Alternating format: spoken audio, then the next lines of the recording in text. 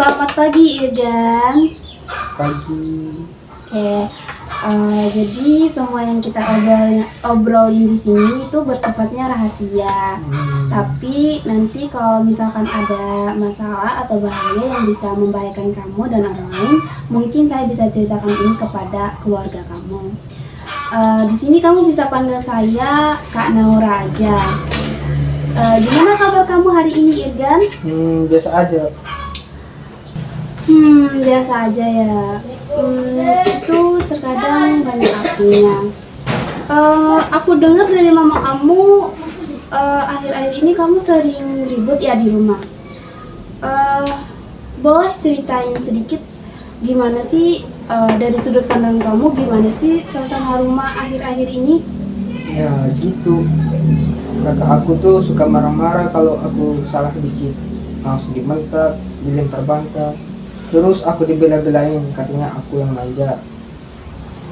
Jadi respon kamu itu tiap kali kamu salah dikit, dia itu ngebentak terus ngelempar barang ke kamu.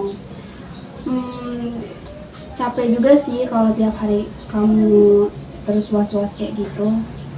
Iya capek, di rumah gak tenang, mau ngomong juga takut. Terima kasih ya udah mau jujur dan mau bercerita. Jadi bullying yang kamu rasain itu seperti dilempar barang, dibentak. Nah, itu tindakan bullying yang terjadi di rumah kamu. Kalau boleh tahu nih, sejak kapan sih kamu mulai ngerasain hal tersebut? Kakak kamu mulai melakukan tindakan-tindakan tersebut? Dari kelas 1 SMP sih Kak. Berarti udah berjalan 2 tahunan ya kamu ngerasain hal tersebut. Berat banget sih ya untuk anak seusia kamu. Terus apa yang kamu ngerasain ketika dibentak terus dilempar pakai barang? Takut, terus perut mules, kadang nangis di kamar sendiri. Wajar sih kamu ngerasa takut atau lemas atau mual. Itu tanda tubuh kamu ngasih sinyal buat kamu bahwa kamu itu lagi nggak aman. Nggak semua orang sih, Irgan, bisa betah sama perlakuan seperti itu, perlakuan dan tindakan seperti itu. Boleh aku bertanya, pernah nggak sih kamu bilang atau cerita hal ini ke orang tua kamu, ayah, ibu gitu?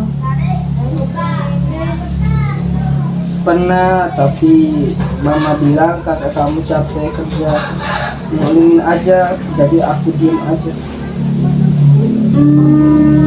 Jadi pas kamu bicara untuk minta tolong ke mama papa ke orang tua kamu, respon mereka kayak nggak ngedengerin kamu, terus malah kayak seolah-olah nggak berada di posisi kamu, terus makanya kamu milih diam selama ini. Makasih ya Irgan udah mau jujur. Nah Irgan, tujuan kita